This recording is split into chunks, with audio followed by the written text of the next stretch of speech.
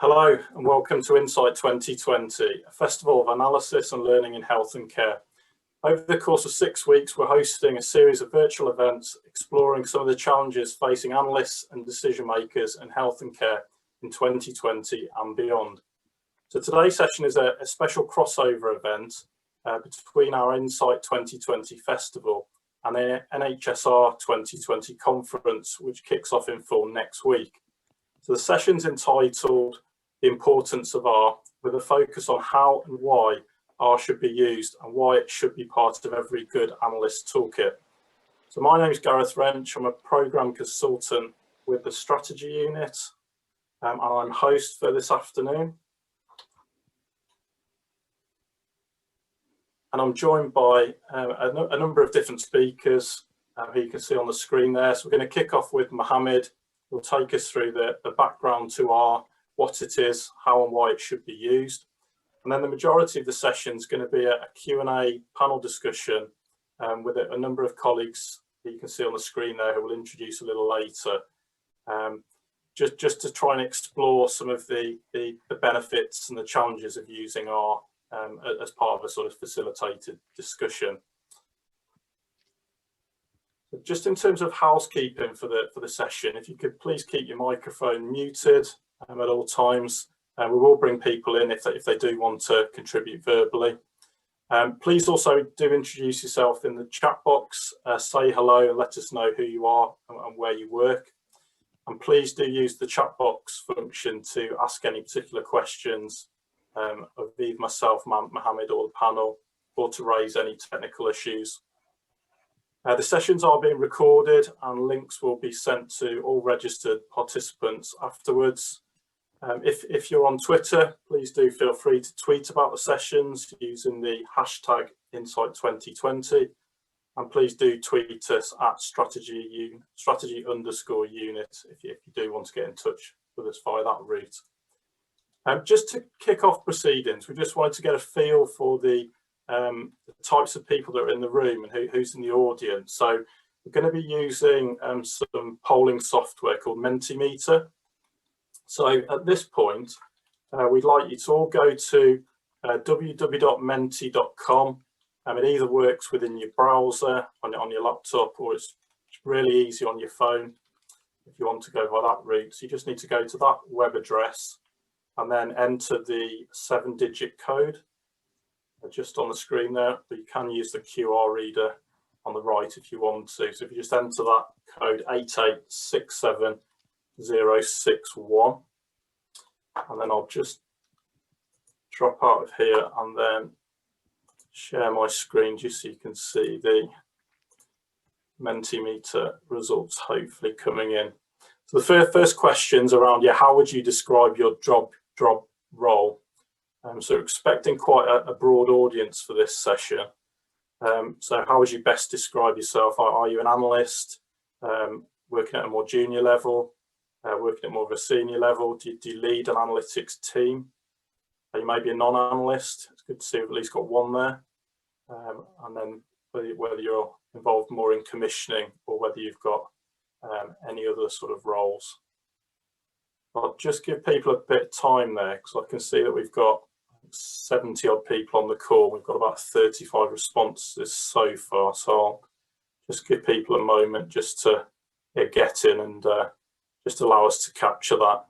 That'll be really helpful for the subsequent discussion. So you can see that as we probably expect, we've got a good contingent of junior and sort of senior analysts predominantly.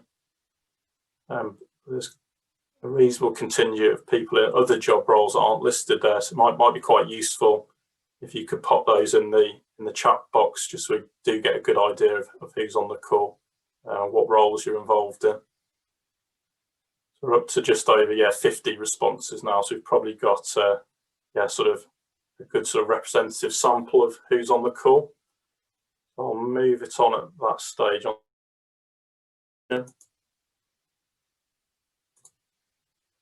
This is just asking, which type of organisations you work for currently. So are you based within an NHS trust, or a clinical commissioning group, or commissioning support unit. Are you based within a local authority team? There's quite a considerable contingent from NHS England, Improvement or Public Health England, the big national agencies, and then sort of 7 other people from some other organisations.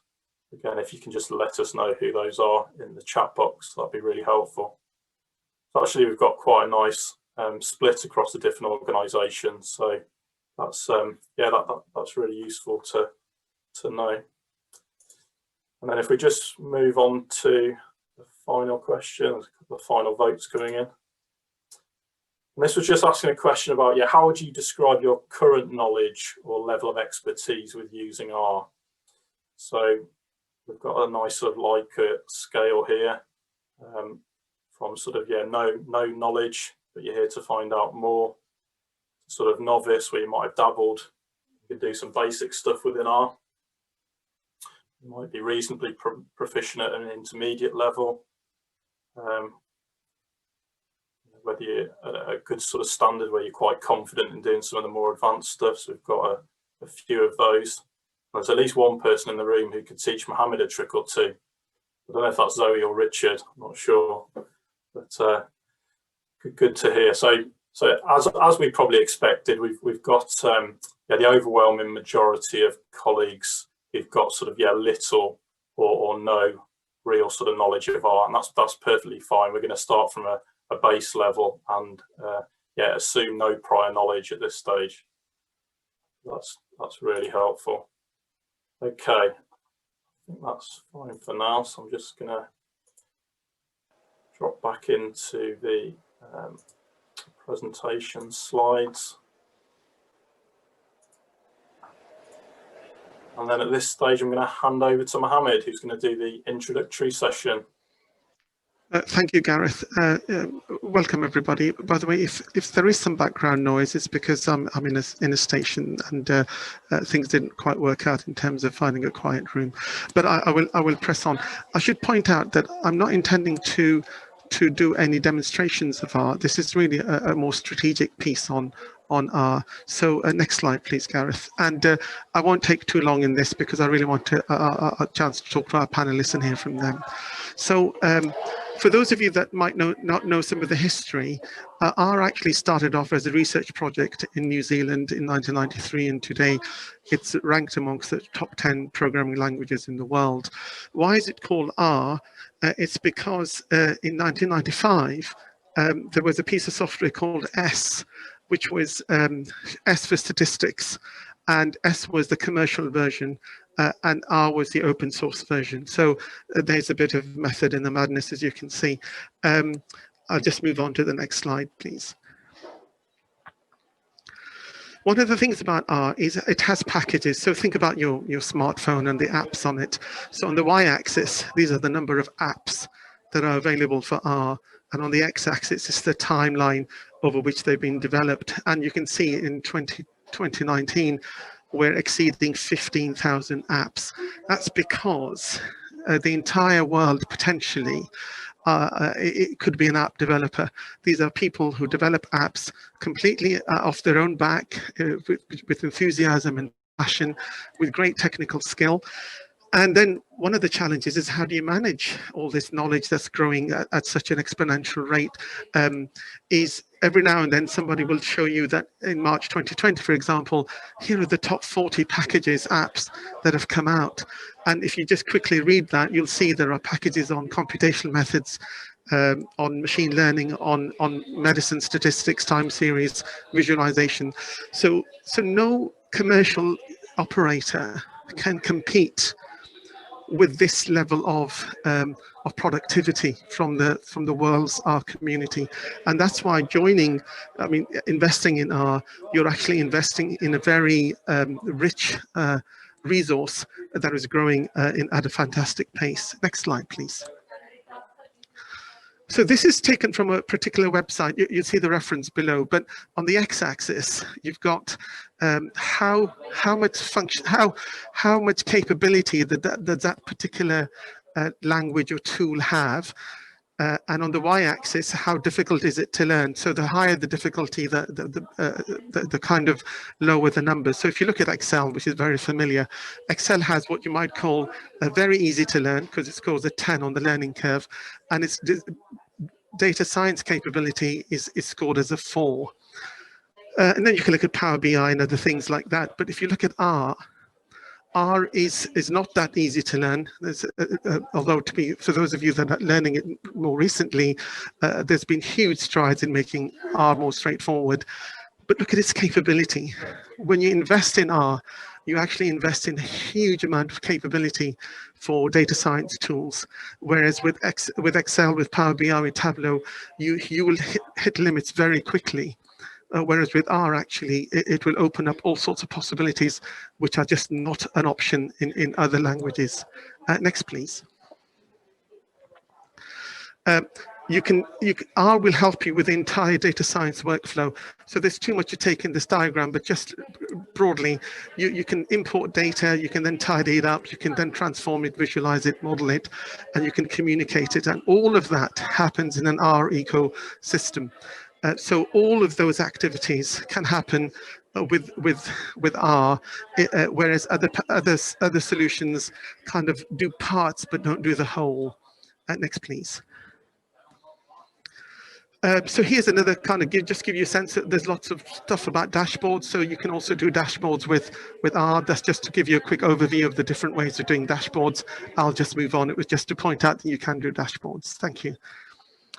And here are some of the functionalities in the libraries I was talking about. So time series analysis, financial, geospatial, network analysis, text analysis, machine learning, and lots of other things really. And as I'm speaking, packages are being loaded up, so it's really hard to keep up with what's out there. But it's a very rich ecosystem of tools and techniques that are being made available. Next, please. There's also an R journal, so it's free, it's online. And the reason this is important is because as professionals, we have to maintain our ongoing kind of continual professional development. And what I'm trying to reassure you is that the resources to support that are actually mostly free. So you don't have to buy access to online journals and stuff. R and its associated ecosystem is by and large free. Next one. Thank you. And here are the, so R now has a R consortium, which is like a kind of a group of corporate institutions who are going to invest in R. And here are the different members that are supporting R. I just want you to kind of just glance over those and just recognize really that even Microsoft and Google and then lots of other people, organizations are kind of investing in R. Next one, please. Every year there's a conference called the Industry Conference in R. It's held in London. Last year it was in London and this year it was virtual. This is the program from 2019. I was there actually. I just want you to highlight to you which sectors of industry are using R. So you'll see Sainsbury's, the BBC, Roche, British Car Auctions. Next one. Financial Times, Transport for London, Ernst & Young, Hiscox, BMW, Heathrow. Next one. The NHS, some places are using them. Banks, Mumsnet, for those of you that are part of Mumsnet, BT, and so on. Next one. So R is being used all over the place, and the Health Foundation produced two very foundational reports really on the capability of analytics in healthcare and its untapped potential. And what I'm suggesting to you that one of the things that would enhance analytical capability is the use of R as a kind of part of the toolbox for analysts. Next, please. We also have an NHS-R community. Just click on, please. The NHS community is an arranged marriage between the NHS and R, and so it's really bringing two amazing things together. The NHS is also kind of open source and free at the point of delivery to some extent. Really, it's crowd-funded, crowdsourced, and R is the same really. So the NHS-R community exists, and you'll hear more about that as we go on. Next, please. So this is just a quick snapshot from our website. And I just wanted to show you that, look, we've just very recently had a blog put up by one of our newest members, and they've started a book club. which is fantastic, really. I had no idea we would ever get to things like that. And then there are more conventional blogs on how you do various tools and techniques in R, and we have a Twitter page and so on as well. Next, please.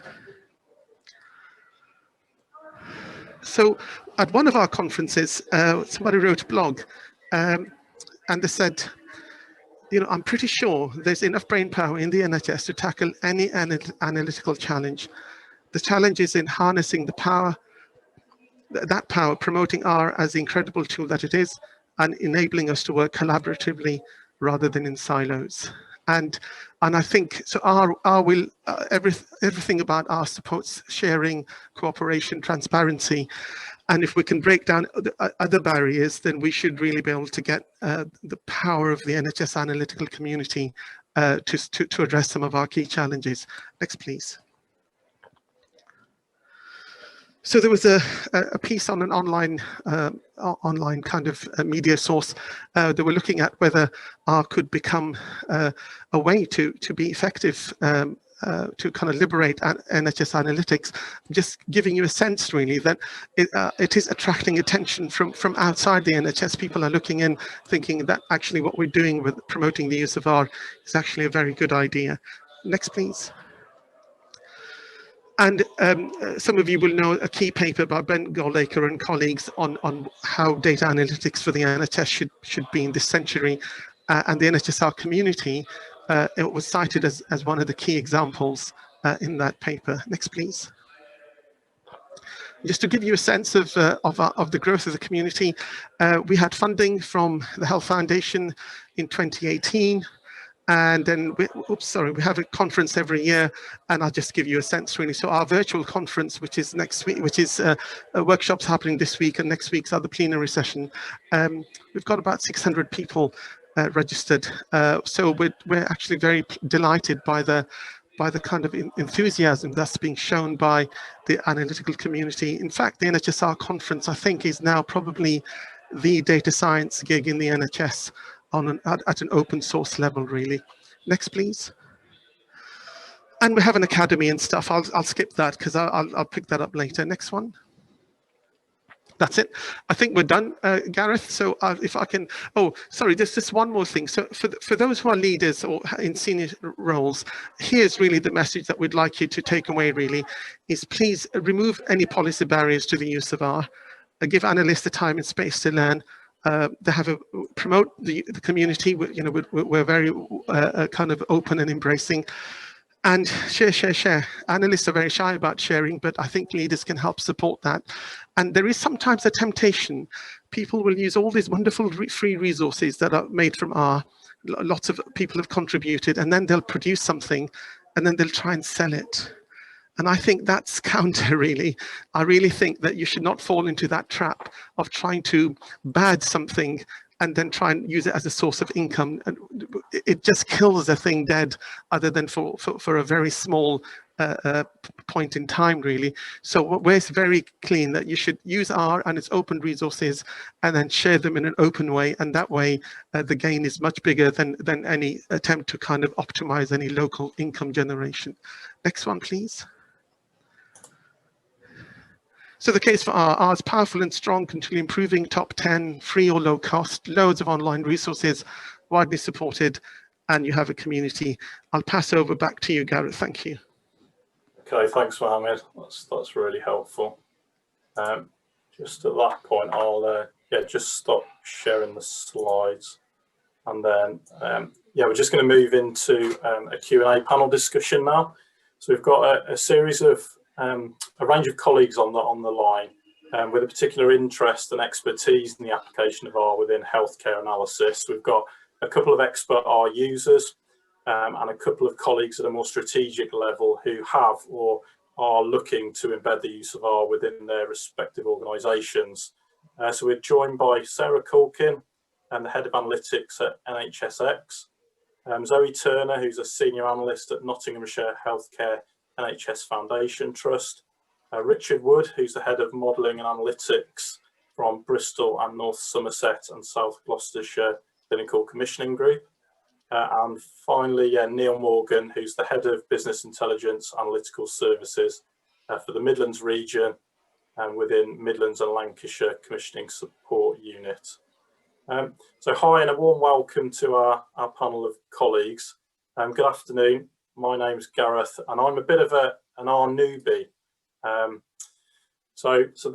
What Mohammed talked about was really interesting, just in terms of providing a bit of background and a bit of context to what we're discussing.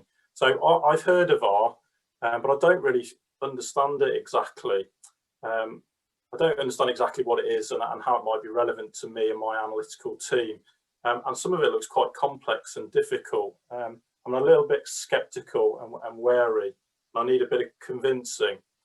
So we're going to try and use the panel to attempt to try and elicit some of the key attractions to using R, both personally and within your respective organisations, and to also better understand some of the main challenges with utilising it. Just in terms of the wider audience, do feel free to post any questions in the chat, any sort of queries or comments, and we can sort of address those as part of the discussion as well. But I just wondered, in terms of a sort of introductory kind of question, I wonder if I could come to you, Richard, initially as one of our expert R users.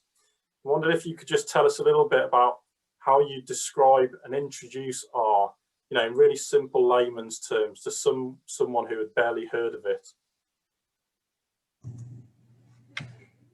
Thanks, and hello everyone, it's great to see so many people here. That's quite a difficult one really, because it's very different to, I mean, I guess the main kind of software choices for NHS analysts, at least when I joined BNSSG, Bristol North Somerset South Gloucester CCG about 4 years ago, was Excel and SQL. And I think that's by and large the two kind of software that most analysts are familiar with. So R is quite a marked departure from those offerings, really. I guess it's easy sometimes to explain things relative to what people are used to, but in such sense, it's actually probably quite difficult. I guess it's more familiar, more comparable to SQL than to Excel. Excel being more point and click, and unless you go into Visual Basic, you know, in the back end of it. But yeah, probably more similar to SQL in terms of you're actually coding, scripting, but very different in terms of the way you actually structure the code, and you produce objects that you then call up and manipulate and kind of derive outputs from as you go. Yeah, otherwise tough question. Yeah, no. I just wondered, Zoe, whether you've got any sort of perspectives on that question. I kind of go over this a little bit on the introduction to R course that I've kind of picked up recently. And I try to entice people to use it who have never even used SQL, don't even know what that is. So my aim is to always get admin people to come along and they know how to open up Excel. And it looks really intimidating because it's a coding language, it's a programming language. And most people, in the admin realm, don't know about programming. But what's interesting about R and trying to get it across, because it does so much. It started off as a statistical package, but now you can use it to draw things with. You can do, I saw this package where you can make your pictures look like the old Game Boy screens.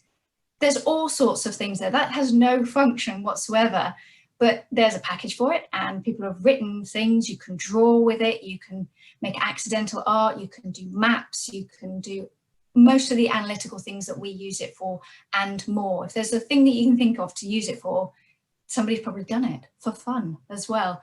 So it's very tricky. I would try and put it down into the concept of it is a programming language. It does the same as Excel, but you are coding what you do in Excel rather than clicking and dropping. And that can be really intimidating for people who think of coders as people sitting in darkened rooms with various screens and things. But the best coders are, I'll just get this in now, are often from philosophy backgrounds, so it's not really that intimidating. It shouldn't be that intimidating unless they get you to talk about philosophy. So I agree with Richard, it's a really tough question and you have to do it, I think, from what is relative to the person that you're talking to and how to entice them to use it. Okay, no, that's great, Zoe. Richard, if I could just come back to you, from a personal perspective, what do you see as the key sort of potential benefits from using R as an analyst? There's all sorts of benefits. I mean, first off, there's just the functionality just surpasses pretty much everything, at least I can do in Excel. Some simple things like regression, I think I'll probably just about do in Excel. But anything beyond that, when you want to get into, you know, going a bit deeper down into regression type models or anything else really, you often hit a brick wall. So functionality is probably one. Reproducibility as well, in terms of being able to reproduce outputs on the fly rather than having to point and click. You can often just create a script that you can then resource i.e. refresh every month or whatever, just at the touch of a button rather than having to move things around in Excel. And that also breeds errors as well, manual errors. If you're having to point and click every time on an Excel workbook, then inevitably sometimes you make a mistake. I'd say though, for me, the main thing is probably around just the fact that it gets you to actually think about what you're doing. It's very, very easy in Excel to just come up with a column and then multiply that column by another column and then add something onto it and then take away another column in a worksheet. And you see these workbooks grow and grow and grow, and it's very hard to actually then work out what on earth's going on. And I often sit down, if someone sent me a workbook, and actually just work out, chase those formulas back and draw the summation signs and the product signs to actually work out what's happening in this and whether it holds water. Whereas with R, it's just there in a script, and you can very clearly see what operations have been performed and what data variables. So there's about 3 things perhaps. Okay, no, that's great. Thanks, Richard. I just wondered if I could bring in Sarah and Neil at this point. So from more of a sort of organisational perspective, you know, what do you see as the key benefits of using R to undertake your work? So I'm sure within NHS-X, you know, you're already quite heavily utilising R. So what do you see sort of as the key benefits organisationally? So organisationally, as Richard's already said, the key things for me and us are the reproducibility.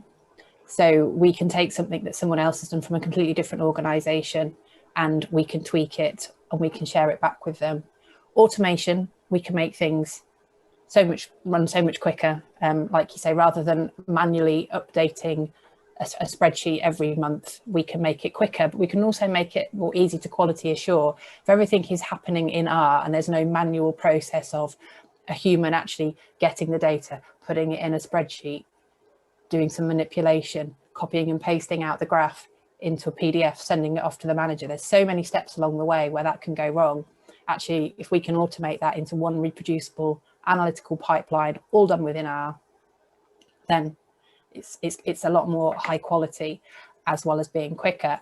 And then also the explainability. So then when things do go wrong, you can actually go in to the code and it almost reads like a recipe card, and not just having the code there, but you can actually, you know, annotate along the way. So you can literally write, this bit here is doing this, and then you have the code and then you write underneath. So anyone coming in new can pick that up and read it and can see exactly what you've done, which is so much harder to do if you're working in, for example, an Excel spreadsheet. Okay, no, that's great. Thanks, Sarah.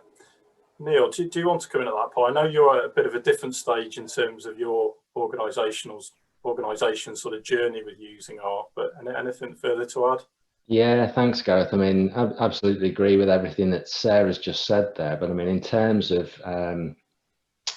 where Mids and Lancs CSU is, we're just starting that journey really with R and R Studio, getting to grips with it. But it's very much a key part of our analyst development program. You know, so as Mohammed referenced before, we're looking to provide our analysts with the skills and the tools that they require to make sure that they can really meet the requests and the support needs of our clients in the evolving health systems. So it's very much a case of making sure that the staff are equipped. We've got a program in place that will allow them to build those skills and that capability for, you know, all those areas we've talked about really. So regression modeling, statistical testing, time series analysis, all of these things really. Okay, no, that's great. Thanks, Neil. If I could move us on to talk about how some of you have sort of been able to learn R and the various sort of underpinning concepts. So Zoe, Mohammed assures me that you're a bit of a high flyer within the NHS-R community, and you've managed to pick up a really good understanding of R quite quickly. How did you first come to learn about R, and is it quite a steep learning curve? It's funny because I was trying to work out how I first heard of it, and I really can't remember about NHS-R and R because I came from a SQL and Excel background, been an analyst for I think it's about 10 years. But it gets a bit blurry after a while. And I can't remember who mentioned it, but whoever did put me in touch with it just at the beginning when they started doing their courses about 2 years ago, about the time it started. So I started learning R when NHS-R started giving those courses. That was my first introduction. I did the 3-day course. I found it very difficult. I know SQL really well. And it has a programming script type language, but it is a different way of thinking. It's slightly different. It's like learning spoken language or written language that we communicate with ordinarily in our day-to-day lives. It's got some elements that are similar, but sometimes it's not. And it's very confusing to get things. And getting started is really, really hard. It is with anything because stuff doesn't always work as you'd hope it would on your computer. And for some reason, it doesn't always work on some people's, but it does on others. You don't know what the warning messages are like. It can be really intimidating just because you're trying to get started. So it was a steep learning curve. I will not deny that. But what kept me going was other people. I was lucky in my organization that there were just 1 or 2 key people who wrote their own scripts so I could see what they were doing. That's how I learned SQL originally. So it's not unusual to other languages. And the NHS-R community was key to me because it gave me access to people outside of my organisation who had skill sets or time or could just answer quick questions. And that's how it grew. And I think that's where we are now, where people ask, they feel that they're simple questions, but they're really interesting and useful things to learn. There is so much to learn. That's the thing with R. It can feel a bit overwhelming. It does as a teacher, because you feel like you need to know this, this, this, and this. Oh, and then there's this bit, and then there's this bit. And I can get a bit carried away. But I don't really know how to use regression modeling and statistics in it. I'm a data engineer, really, and I manipulate a lot of data. And that's my field in R. And maps I look on in wonder. So depending on where you go, you can always keep restarting and restarting again. But getting started is intimidating, but it's not insurmountable. And I think the reason for it not being is for the community, other analysts. Okay, so that community aspect's really important by the sounds of it. Richard, I don't know whether you could talk a bit about how you sort of picked up your learning and experience of R. I mean, is it very much, is R part of your day-to-day job in terms of how you utilise the functionality? Yeah, so I mean, I started from about 10 years ago during my PhD. I was doing a lot of MATLAB and Maple. And then my first job after my PhD, the department were heavy R users. So coming from a MATLAB type background to R was actually not much of a leap for me. I quickly actually found, just to note, that there's everything I could have done previously in MATLAB and Maple or VBA or whatever could be pretty much done inside R. So kind of coalesced really, or consolidated other languages into just the one, really, if that's all I felt was needed. And then that's been my day-to-day kind of programming software, whatever you want to call it, probably for the best, well, almost 10 years now. So yeah, it's very much day-to-day. When I was, I guess, a bit more junior in my career, I still use R pretty much day-to-day when I'm not. When I'm actually doing kind of analysis and modelling. So yeah, that's how I came by it. Okay, thanks, Richard. Zoe, if I could just come back to you, I just wondered whether you could say a little bit about the types of things that you can do with R that you maybe can't do with existing tools, or things that you can make much more efficient using R than Excel, for instance. When I first started, I blogged about this for NHS-R. I quickly dropped Excel. You can do most of what you can do in R the other way around in Excel and SQL, but it's more efficient often in R. So a prime example I would say that I would never attempt to do now in Excel is a box plot. And it's a couple of lines of code in R. and I can rely upon it because it's been checked, it's open source, people can see how they've done it, they've got all the coding in the background. I don't get involved with that, it's just a couple of lines of code and then I have a box plot. It's brilliant. So I don't do charts anymore in Excel. I dropped that very quickly on, and I always thought, for at least for about a year or so, that that's my replacement. It was like, I'm not going to use Excel. I could use Power BI, but I'm learning R. You can fit R in Power BI, but if I'm going to learn R, I'm in a position where I am, where I can just learn it straight off rather than trying to work how to fit it into something else. And a few more months after that, I started to realize I don't necessarily need to do everything in SQL anymore, because I was using SQL a lot to do analytical things because that was the only tool I had available to me. So I was not only extracting data, I was manipulating it, and I was trying to pivot it in SQL, which is a horrible thing to do. I will talk about that more in a talk that I'm going to do for NHS-R community about when you could use R instead of SQL. I think the feeling for me is that you can do a lot both ways, but sometimes it's easier to do it in R. And strangely, even though I said it's a long curve, you know, it's a steep learning curve. So just doing things that are statistical, that's not really a SQL package thing. You shouldn't really use it in SQL, like means and medians. You can do them, but you shouldn't, because they're not, it's a relational database program. It's not a statistical program. So I'm starting to move towards, and it's probably a good time to talk to a few people, that R is my whole pipeline. The reason I'm using SQL is to extract it from SQL databases, but there are even programs that you can do that in R to get your data from SQL. The one thing I would sort of point out to people is that the dplyr package in Tidyverse, which is part of the Introduction to R training course that's available through NHS-R, which is free, they're very, very similar in their outlook to, it's based, I think, on the principles of SQL. So there is a lot of similarity in it, but there's additional functionality to make life easier for analysis within R, which doesn't exist in SQL. Okay, no, that's really helpful. Thanks, Zoe. Again, if I could just move us on at this point to think about some of the difficulties with using R, and maybe thinking a bit more sort of strategically, Sarah. And what do you see as some of the main challenges and drawbacks of using R, you know, amongst the wider sort of NHS health and care setting community?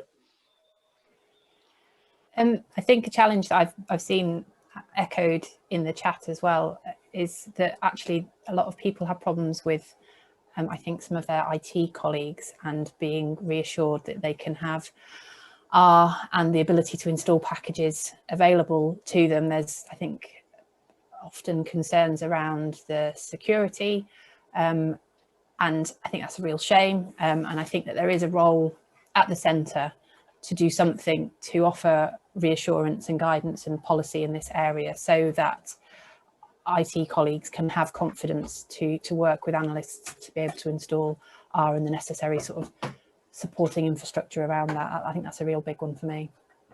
Okay, thanks, Sarah. I just wanted, Neil, whether you had a sort of viewpoint on some of those potential drawbacks from using R.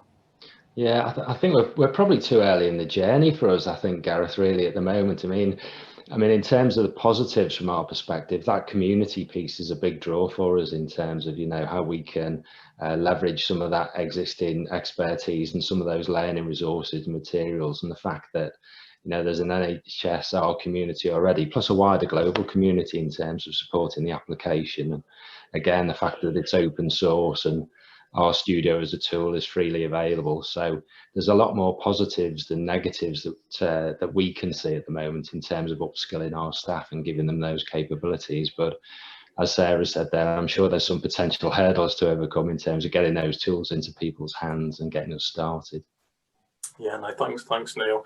You mentioned open source there. I was just wondering whether maybe Richard could just explain what we mean by open source, and you know, is R any less safe to use than, you know, any other types of software? I guess not sure really how you define safe, but I mean, there's pros and cons to it, I guess. In previous jobs, we might use open source to develop, but then to actually go live with, for instance, models that were required to run on, let's say, a regulatory for regulatory purposes, then we'd use some kind of proprietary software because it came with some guarantees that there was someone on the end of a telephone line, let's say, if things did go wrong, who was then whose job it was to sort things out. So so we have that's outside the NHS, and I don't know how things have moved on in that sector since I left that about 5 years ago. But yeah, I mean, it's I guess one of the things would be safety in terms of, is it valid? Is it doing what it says it's doing? And there's obviously very well-known packages out there which you can probably have good amounts of confidence in. Maybe some of the, because it's put packages anywhere really on your GitHub or scripts on your GitHub or whatever, then obviously you've got to use some common sense and maybe make your own kind of checks if you're pulling other people's scripts. Unlike other paid for software, maybe they used to have more guarantees, let's say, than sometimes with open source. Okay, no, thanks, Richard. And without wanting to dwell too long on the sort of downsides, I wondered, Zoe, whether you could just give a personal perspective in terms of what you sort of particularly dislike about using R. There's very little I dislike about using it now, but using R, it's that learning curve is very big. And I think you've already mentioned it, maybe in the introduction, which is giving analysts the time and the space to learn from their mistakes, ask questions, learn it, and fall and fail. And that's how you get round stuff. The trouble is that we're all under intense pressures to do things. So we have to resort often to what we're used to using because we feel confident in getting the job done quickly. And I find with R, I like this though, but I can guess a lot of management would find this very frustrating. Using R sometimes can take a while to get it right in the first instance, but then once you've got it right, that's it, it's right reproducibly so. And you can share that with other analysts outside of your own trust. So it's taken me a long time to get a ggplot right with all the colors and the axes and things. But then once it was done, I just use that all the time. So I'm not very proficient in creating it from scratch again because I've already got it done once. And that's the thing. I think the frustrating part for me though now is that I want to do so much more because I can see so many people doing so many things and it takes time to learn it. But it's more that it's a bit like a magpie effect, that it's so big and so good. So the drawbacks are a bit like those kind of questions when you do those like interview questions and they say, what's your worst streak kind of thing? And people say, I'm a perfectionist, and they see that as a very positive thing. A lot of what I've said that is negative is actually very positive. It's just that it's outside of our controlled area. It's how to use R and giving yourself the space and the time and being able to talk to other people. The frustration of not always being able to help other people, maybe I'm actually privileged where I am, where I can help people outside of my trust. Other people may say, why are you helping those people in another nation, say, like in Scotland or Wales or Northern Ireland, when we've got these factors that we need to get this work done here? Why are you looking out there all the time? It's not R really that's the problem there.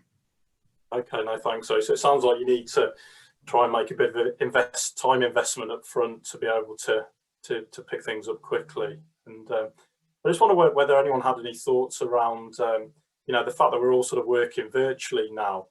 I mean, does that present any sort of challenges with, the sort of community functioning or people being able to, benefit from what people are doing elsewhere? Is it as simple as just sharing some code, or do people need a bit of hand holding in terms of being able to pick it up and apply it? Is that to me again? Sorry. I don't mind either. I can take that if you want. If you want to come in, yeah. Yeah, no, I mean, funny actually, because we're doing an internal R training program in the CCG Business Intelligence Department at the moment, and it was my turn this morning and next Wednesday morning to do a couple of sessions. So so yeah, typically when I've done this before in the department, it would be in front of however many analysts we've got, 15, 20. And you'd go through the walkthrough on the projector or whatever, and everyone could type away on their computers. And there's actually, you can see people how they're taking it. You can walk around and see how they're responding in terms of finding it difficult or going too fast or too slow, and get that feedback really as a presenter, as you often need to. And this morning I found doing it over MS Teams to our department, also it's incredibly difficult to get that feedback when you're doing these kind of mass kind of presentations. I don't know whether in the NHS-R conference we've got similar issues this year. I did a workshop last year and found it again similar things. It's very easy to walk around and see how people are getting on. But this morning it was very difficult when I was running this internally to get feedback on too fast or too slow. So there's inevitably some challenges there, I think. I'm going to add to that. MS Teams has been brilliant for me because you can share screens. So in the introduction course, people say, I can't get it to work. And you go, can you share your screen? I can't do that with Zoom so much. But when people show their screens, other people can also then say, oh, you've not done a bracket there or a comma. You know, the usual things. We still do it after, I guess you still do it after 10 years of coding. You still think, oh, I forgot that comma or that bracket. Other people within the course can also help. You don't get that in the real life kind of scenario, because unless they're sat next to you and can look over your shoulder, we don't get that sharing capability. It has its challenges, but I've actually really enjoyed being virtual. I don't find it as tiring as when I would actually try to do it face-to-face kind of thing, because it's quite intense, making sure everybody's okay and they're comfortable, and you don't have to worry about that because they're in their own homes. So you can share your screens very easily. I think code sharing is difficult sometimes, and it's not R that's the problem. For me, it's my lack of knowledge of GitHub and Git and commits and sharing.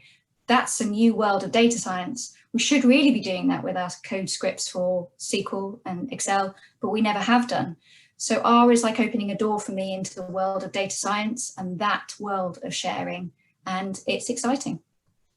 Okay, no, that's great. Thanks, Zoe. Thanks, Richard. If I could just move us on to think a bit about sort of wider implementation. I just wondered whether come to you, Sarah, and you could just say a little bit about maybe how you're using R within NHS-X, and how did you get it all started and set up?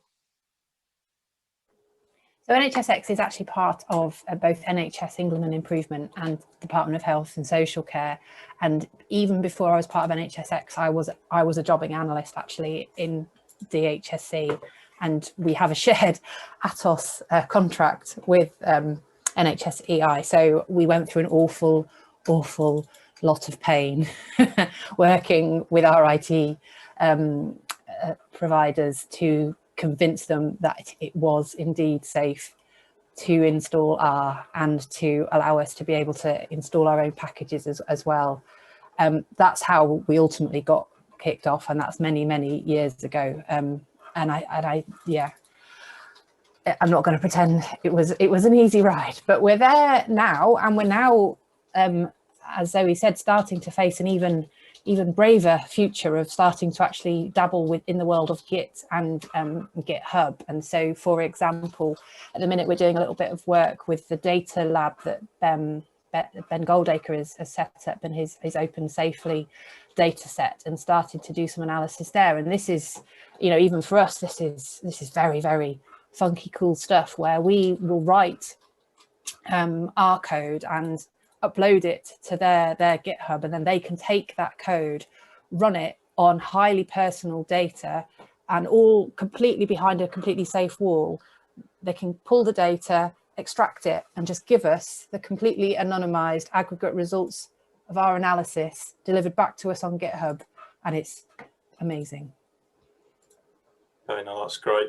And Neil, I know you're at the sort of start of your journey in terms of thinking about how you implement this within the CSU, but what are your sort of plans? You know, how are you sort of approaching this initially? Yeah, so we've had some conversations with Mohammed already in the strategy unit within Mids and Lancs, in the process of spinning up a training program for 25 of our analysts as a starting point. So we very much want to develop subject matter expertise within a core of the 100+ analysts we've got within the CSU, then to cascade those skills and knowledge within the organisation. But we're really keen that we become part of that wider community and use the training program to start to embed those skills. And we've already picked up on, you know, some of the things we've just been talking about there in terms of using data science approaches and using GitHub to share code, etc. So as part of our analyst toolbox development within the CSU, we're looking at how we can set that up and start to build that infrastructure. And do you think, you know, with all the implementation of R, you know, it will ultimately help to maybe save you money and generate some efficiencies and enhance the quality of your analysis? I'm sure it will, absolutely. I mean, the asks that we're getting now from our clients are expanding. So, you know, traditionally CSUs have very much been in the space of supporting contracting, commissioning, and the financial analysis piece, whereas, you know, we're increasingly being asked to support with service redesign and transformation, and looking at pathway redesign, these sorts of things. So it's building those skills and capabilities within the team, really, to enable that to happen. And I think there will be spin-offs in terms of efficiencies for the organisation longer term, definitely. Okay, no, that's great. I can see there's been a wealth of activity in the chat box. I haven't been monitoring that much as I've been asking the questions. So I wonder if Rachel or Mohammed could come in at this point. I've got one final question just for the panel just to reflect on, that we'll come back to just before we finish. And it's if you had one wish from the NHS-R community sort of project, what would that be?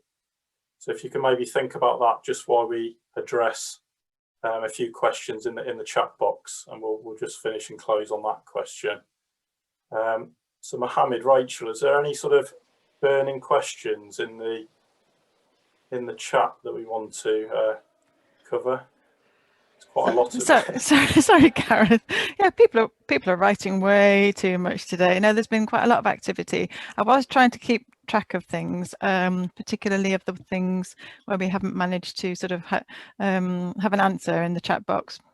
But there are themes, and I don't think we're surprised by themes around the time it might take, for example, to actually move towards using R, and the implications potentially for a team or an organisation or even an individual, and what you do first. You know, how does this journey start? So, I mean, Neil is on this journey, so I'm wondering how that all kind of began.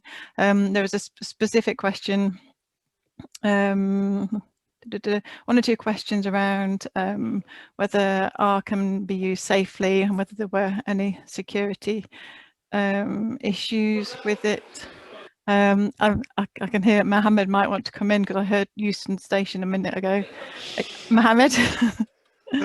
Yes, look, one of the reasons for sharing with colleagues really that so many different parts of industry are using R, and look, even the banking sector are using R.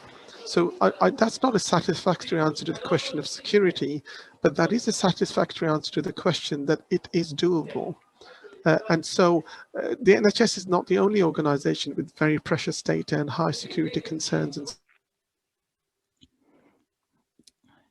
Sure.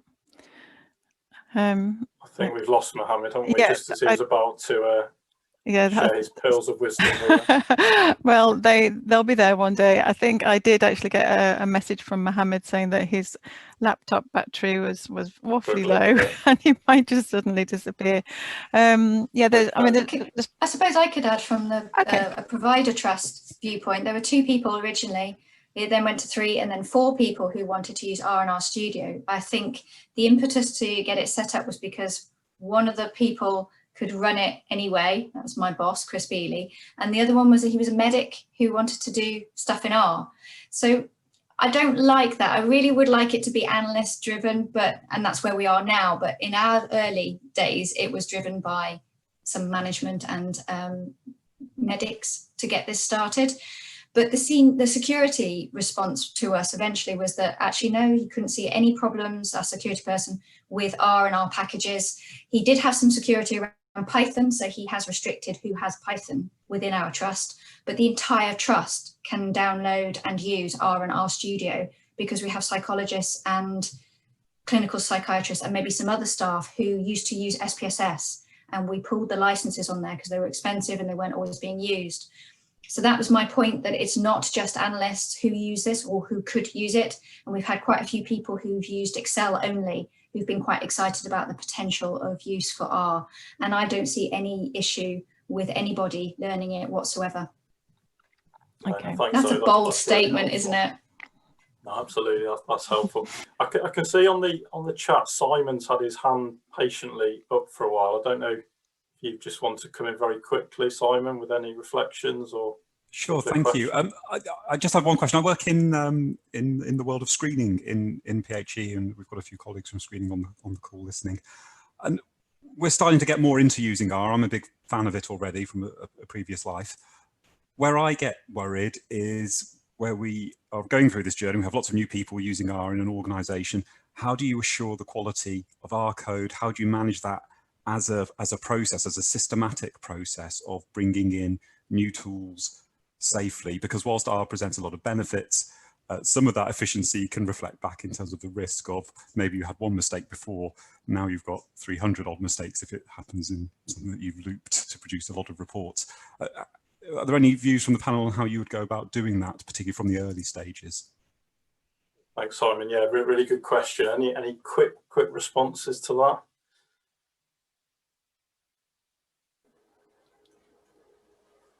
that? From my point of view, you do just need to have the simple sort of things that you'd have in place for any piece of analysis, which is that you need to have a QA process and policy established beforehand.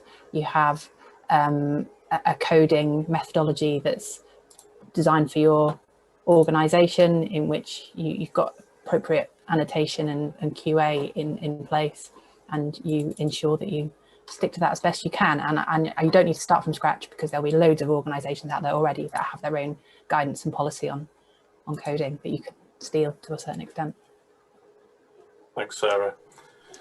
Okay, could we come back to that final question that I just posed to the panel, just by means of closing the session.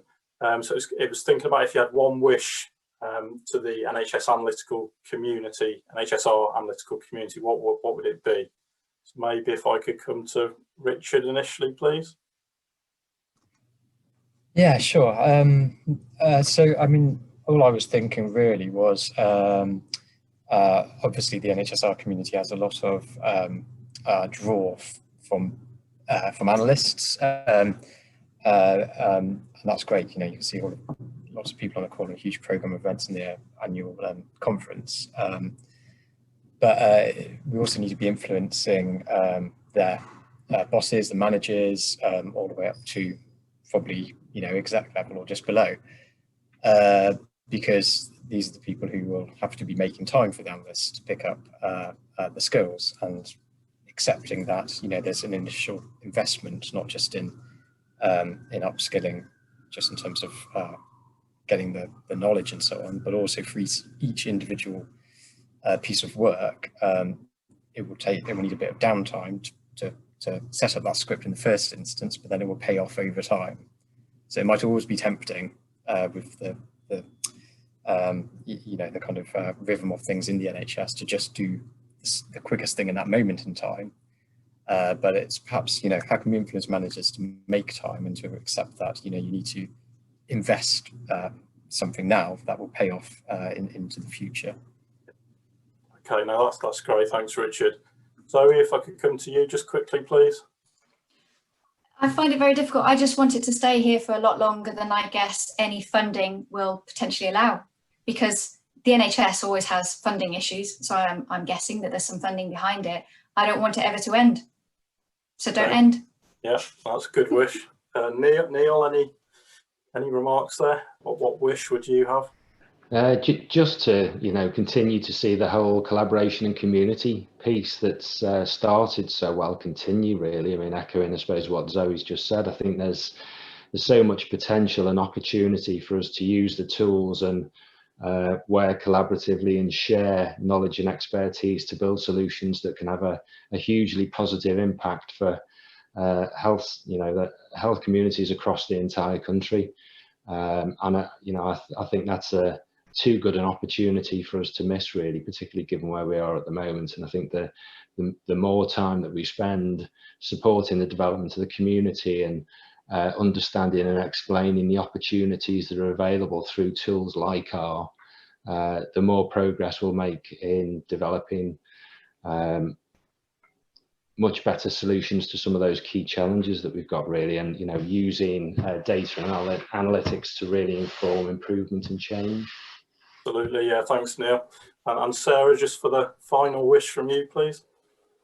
Yeah, so keep doing what you're doing, share, and also potentially even use your collective voice to lobby the centre, to tell the centre exactly what it is you need. Okay, no, that's great. Okay, so I'm certainly saying I'm converted from having listened to you all over the last sort of 40 minutes or so. I should probably confess a little bit. My substantive role is actually working for Public Health England, so yeah, a lot of the analysts in my team are heavy R users, and yeah, we work quite closely with our data science team. But that's really great and really helpful. Just like to say a big thanks to all the speakers today. So what we've tried to do on other sessions is to give them a bit of a virtual round of applause. So if you'd quickly like to just pop your camera on and just join me giving them a quick virtual round of applause, that'd be much appreciated. So I can see you all following suit, that's great. But no, thanks for doing that, that's great. And then just quickly, I know we've overrun a little bit. Obviously, we've got a wealth of comments in the chat. So what we'll do, we'll try and take those away with Mohammed and yeah, try and look at pulling together a set of responses to some of the questions that we didn't have time to answer today. I'm just going to very quickly just share my screen one last time just to show you what is planned for the rest of the week. So we've had 3 sessions already, the ones that are grayed out there this week. We've got another session planned at 4 o'clock, which is around the NHS as an anchor institution. Tomorrow there's a really interesting session around making sense of the emerging and fast changing COVID evidence base. And on Friday, Mohammed's leading a session on an introduction to decision quality, which looks really interesting as well. So just to make you aware and flag those up at this stage. But that just leads me to just say another big thanks to everyone for attending and all those contributing on the panel and within the chat. And at that point, I'll bid you all a fond farewell and say goodbye.